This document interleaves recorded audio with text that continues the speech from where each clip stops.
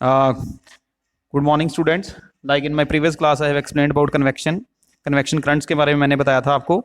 तो एक बार फिर से बता देता हूँ। जैसे यहाँ पर मैंने शो किया है डायग्राम के साथ। तो जो आपकी जो हीट ट्रांसफर हो रही है जिसमें पार्टिकल्स आपके वन प्लेस से एक ही प्लेस के ऊपर हैं और आगे हीट ट्रांसफर करते जा रहे हैं, मूव नहीं हो रहे हैं, उस टाइप ऑफ हीट ट्रांसफर को हम लोग बोलते हैं कंडक्शन। जैसे ये रॉड के केस में हो रहा है, आयरन रॉड के केस में ये एटम जो है ये अपनी हीट फर्दर आगे एटम्स को ट्रांसफर करते जा रहे हैं और one and to another hand जो आपकी हीट है वो ट्रांसफर होती जा रही है। इसे हम लोग कंडक्शन बोलते हैं।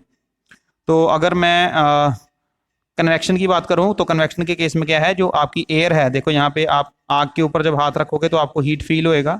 तो हवा के कारण हो रहा है ये, क्योंकि क्या हो रहा है कि इसके पास जो एयर पार्टिकल्स हैं, आपके फायर के पास जो आपके एयर पार्टिकल्स हैं वो हीट गेन कर रहे हैं और हीट गेन करके वो ऊपर बढ़ रहे हैं। तो ऐसा ही मोड ऑफ हीट ट्रांसफर, जैसे लिक्विड के केस में ये आपका पानी है, अगर आप इसको हीट कर रहे हो तो क्या होगा, नीचे वाला जो पानी के मॉलिक्यूल्स हैं वो जल्दी हीट गेन कर लेंगे, जल्दी हीट गेन करके वो ऊपर की तरफ जाने लगेंगे। ओके। और हीट गेन करने से क्या होगा, वो जो पार्टिकल्स हैं they will gain heat gain किया तो क्या होगा, उनकी काइनेटिक एनर्जी बढ़ जाएगी। काइनेटिक एनर्जी मींस वो जल्दी रैंडमली मूव करना शुरू हो जाएंगे। तो जैसे वो जल्दी मूव करेंगे तो they will start moving in the upward direction, और उसके बाद क्या होगा, जो ऊपर वाले पार्टिकल्स हैं वो नीचे की तरफ आना शुरू हो जाएंगे। तो इस तरीके से कन्वेक्शन करंट जो है लिक्विड के अंदर सेटअप हो जाएगा, जैसे मैंने लास्ट लेक्चर में एक्सप्लेन किया था। तो इस कन्वेक्शन के ऊपर ही बेस्ड है हमारा, कन्वेक्शन के ऊपर ही हमारा बेस्ड है नेक्स्ट जो है हमारा sea breeze and land breeze. आप इसको नोट कर लो पहले, सी ब्रीज क्या होता है, लैंड ब्रीज क्या होता है। सी ब्रीज क्या होता है, during the day the land gets heated faster than the sea, so the air above the land gets heated, becomes hotter and rises up, and cool air from the sea move toward the land, this is called sea breeze. ये आप note कर लो। अगर आप, मैंने तेज बोला है तो आप पीछे जाकर के फिर से इसको सुन भी सकते हो। तो अभी बात करते हैं यहाँ पर। लेट से ये मेरा सी है, this is sea, and here I am having land. तो ये समुद्र है आपका, ये बीच में मैंने ऐसे एक लाइन लगा दी है, ये सी है आपका, और ये आपकी ये साइड पे आपकी लैंड है, this is land and this is your sea. अब सन जो है, सन तो कंटिन्यूसली हीट इमिट करेगा दोनों के ऊपर, पानी के ऊपर भी हीट इमिट करेगा और लैंड के ऊपर भी इमिट करेगा। तो what will happen, the land will gain heat faster and the air particles on the land will gain heat faster. So these air particles when they will gain heat, what will happen, they will start moving into the upward direction। जब वो ऊपर की तरफ move करेंगे, particles ने heat gain की तो ऊपर की तरफ मूव करेंगे, क्योंकि हल्के हो जाएंगे, वो एनर्जी बढ़ जाएगी उनकी। तो यहाँ पर क्या होगा, ये नोट करने वाली बात है जो भी बताने वाला हूं मैं। यहाँ पर एक लो प्रेशर एरिया जनरेट होगा, there will be an area of low pressure. यहाँ पर एक लो प्रेशर एरिया जनरेट हो जाएगा, और देन व्हाट विल हैपन, ये जो लैंड है आपकी बीइंग एट हाई प्रेशर, ये जो आपका सी है, sorry, sea will be at high pressure. Sea के ऊपर प्रेशर ज्यादा है, क्योंकि वहां पर पानी है, तो पानी जल्दी हीट गेन नहीं करेगा, ना जल्दी हीट गेन करेगा ना जल्दी लूज करेगा एज कंपेयर टू लैंड। तो यहाँ पर हाई प्रेशर होगा, यहाँ पर लो प्रेशर होगा। So air will flow from high pressure to low pressure. So during day time what will happen, you can see on the screen also, let me show you।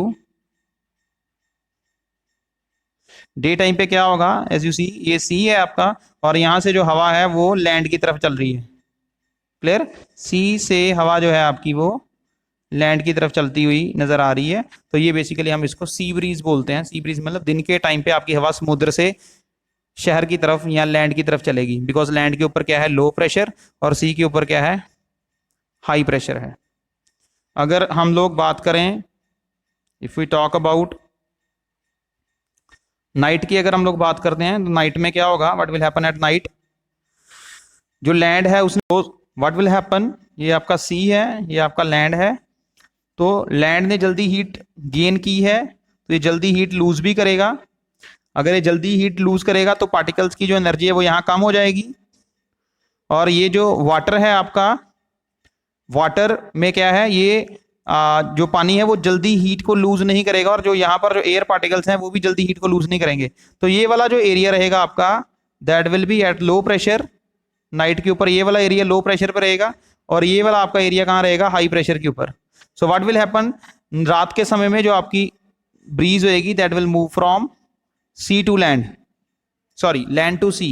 रात को आपकी जो हवा है वो लैंड टू सी मूव करेगी, और दिन में सी टू लैंड, दिन में सी टू लैंड मूव करेगी, और रात में लैंड टू सी मूव करेगी, आपकी जो सर्कुलेशन है एयर की।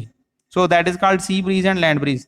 दो ही कॉन्सेप्ट समझने वाला क्या था, कॉन्सेप्ट समझने वाला ये था कि जितनी जल्दी कोई हीट को गेन करेगा, अगर ये एयर पार्टिकल जल्दी हीट गेन करते हैं, ये वाले एयर पार्टिकल, अगर दिन की बात करूं, ये पार्टिकल जल्दी हीट गेन करते हैं तो क्या होगा, ये पार्टिकल हीट गेन करके अपनी पोजीशन छोड़ करके ऊपर चले जाएंगे। तो जब यहाँ कोई एयर नहीं बचेगी, जब यहाँ नीचे वाले पोर्शन में इस जगह पे कोई भी एयर नहीं बचेगी, तो यहाँ पे क्या क्रिएट होगा, लो प्रेशर एरिया, लो प्रेशर एरिया क्रिएट होगा। दूसरी साइड जो आपका सी है वो जल्दी हीट गेन नहीं करेगा, सी जो है वो जल्दी हीट गेन नहीं करेगा, तो यहाँ पे क्या रहेगा, पार्टिकल्स नीचे ही रहेंगे, नीचे रहेंगे तो यहाँ पे क्या रहेगा, हाई प्रेशर, क्या रहेगा, हाई प्रेशर। तो उस दिन के टाइम पे समुद्र से लैंड की तरफ हवा चलेगी, रात को उल्टा हो जाएगा, रात को क्या होगा, now at night what will happen, let me recall this. रात को क्या होगा, ये वाला जो पोर्शन है आपका, जो लैंड है, ये जल्दी हीट लूज कर देगा अपना, और यहाँ पार्टिकल जो है वो नीचे बैठ जाएंगे जल्दी आकर के। तो यहाँ क्या क्रिएट होगा आपका, पहले समुद्र की बात कर लेते हैं, चलो यहाँ पे जो पार्टिकल्स हैं ये जल्दी हीट लूज नहीं करेंगे, तो ये पार्टिकल यहीं पे रहेंगे, ओके। तो पार्टिकल्स ऊपर रहेंगे तो यहाँ क्या क्रिएट रहेगा, लो प्रेशर, और यहाँ पर क्या हो जाएगा, पार्टिकल्स नीचे आ गए तो क्या क्रिएट हो जाएगा, हाई प्रेशर। तो इस केस में आपकी लैंड से सी की तरफ हवा चलेगी रात को। This is the concept behind this. तो ये sea breeze and land breeze है, इसको आप ध्यान से फिर से देख के आप लोग समझ लो इसको।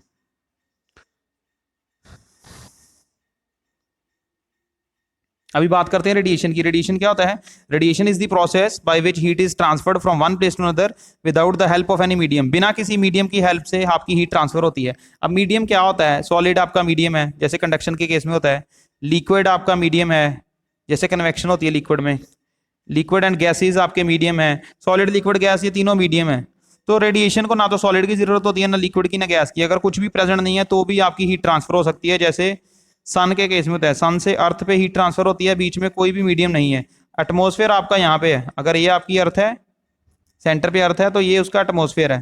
तो बाकी जगह यहाँ पे सन है, तो सन से जो हीट आ रही है यहाँ पे तो कुछ भी नहीं है, हीट फिर भी आपकी ट्रेवल कर रही है, तो ये बिकॉज ऑफ रेडिएशन हो रहा है, रेडिएशन के कारण हो रही है। अब रेडिएशन होती क्या है, रेडिएशन बेसिकली क्या होती है, इलेक्ट्रोमैग्नेटिक वेव्स होती हैं।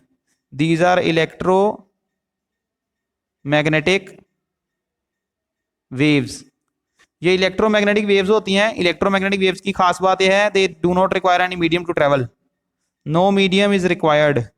इनको किसी तरह का कोई भी मीडियम रिक्वायर्ड नहीं होता ट्रेवल करने के लिए, clear. So this type of heat transfer when there is no medium required and heat is transferred with the help of electromagnetic radiations, that is called heat transfer by radiation.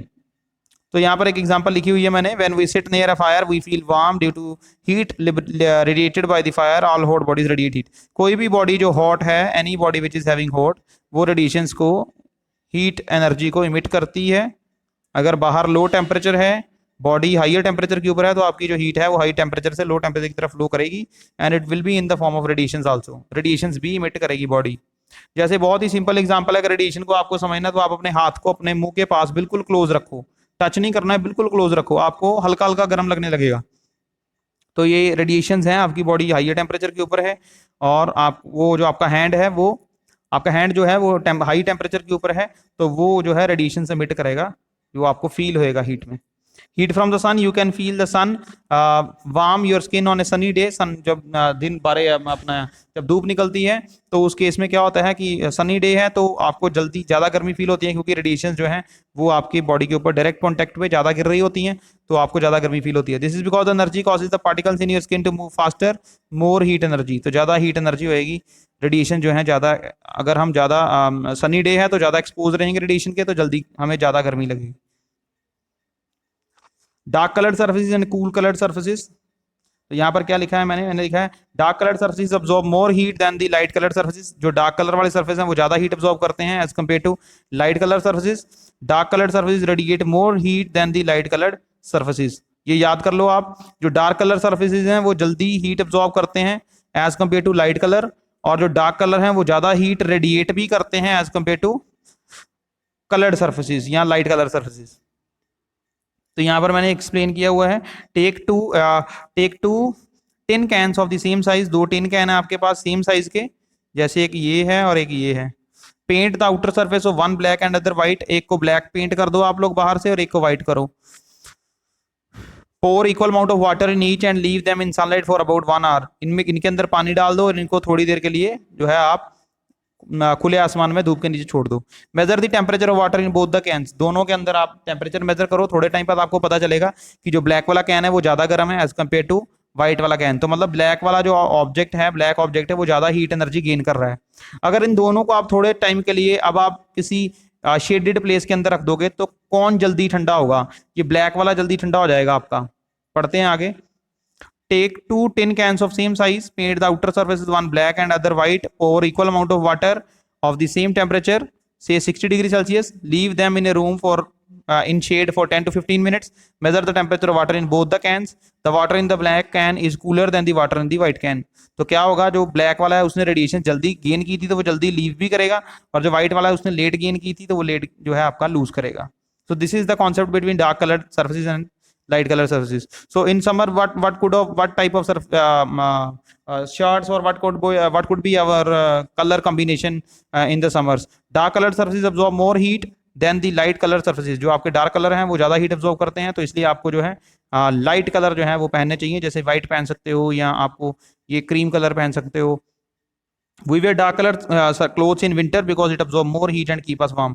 हम लोग जो है सर्दियों में dark colour पहनते हैं क्योंकि वो हमें गर्म रखते हैं और हमारी बॉडी को जो है अच्छा फील होता है सर्दियों में। So this is what about radiation is. तो रेडिएशन में आपने ये याद रखना है कि ये इलेक्ट्रोमैग्नेटिक वेव्स होती हैं जो जिनको किसी भी तरह का कोई भी मीडियम रिक्वायर्ड नहीं होता है, और ये काफ़ी हाई स्पीड के ऊपर चलती हैं। इनकी स्पीड होती है 3 × 10⁸ मीटर्स पर सेकेंड, मतलब 3 लाख किलोमीटर इन 1 सेकेंड। मतलब आपकी जो लाइट आ रही है सन से वो कितनी स्पीड पे आ रही है? 3 lakh kilometres in 1 second. Clear? So इसके साथ आपका चैप्टर जो है वो कंप्लीट हो जाता है। अगर आपको कोई डाउट्स हैं तो you are free to ask me. Thank you.